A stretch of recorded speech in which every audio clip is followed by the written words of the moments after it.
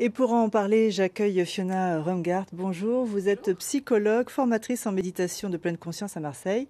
Alors, la méditation de pleine conscience, on vient de le voir, ça s'apprend, mais ça nécessite aussi un entraînement quotidien. Tout à fait, effectivement. Et c'est important d'insister effectivement sur le fait que c'est un apprentissage. C'est-à-dire qu'on a souvent tendance à fonctionner, soit en fonctionnant dans des anticipations par rapport à ce qu'on pourrait vivre ou en ruminant par rapport à notre pensée. Là, il s'agit en réalité d'apprendre à fonctionner plus dans le moment présent, dans l'instant présent, pour pouvoir justement prendre des décisions qui sont plus adaptées à nos ressources et aux choix de vie qu'on aimerait réellement faire. Ça veut dire que pour que ce soit efficace, il faut que chaque jour, on se consacre ou qu'on se donne 1 heure de temps? Effectivement, au départ, c'est nécessaire d'avoir une certaine forme de rigueur dans l'apprentissage pour pouvoir tout simplement automatiser cette nouvelle façon finalement d'apprendre la vie. Alors, le corps médical admet aujourd'hui que le corps et l'esprit ne doivent pas être dissociés et qu'ils s'influencent en fait réciproquement. Tout à fait, on le voit d'ailleurs beaucoup, en tout cas pour ma part dans le cadre de mes consultations, où il y a beaucoup de somatisation, mais aussi l'effet justement du mental sur certaines maladies chroniques ou aussi sur la guérison de certaines pathologies.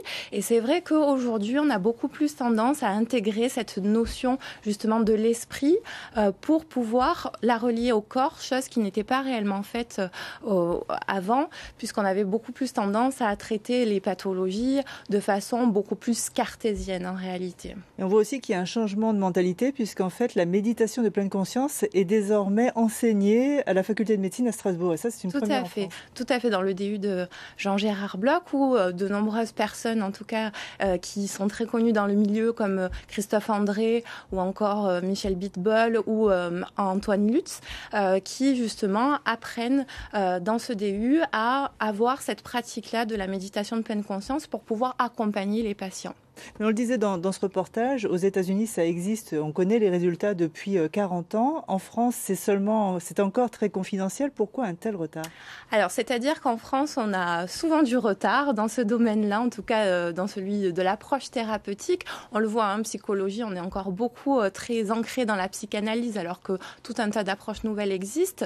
Ce qui est important, c'est qu'aujourd'hui, ça existe et qu'on peut s'appuyer sur ce type d'approche pour finalement mieux accompagner. Et ce qui est vraiment essentiel dans ces approches-là, c'est qu'on change de paradigme, on change de façon d'appréhender, que ce soit la souffrance ou les maladies.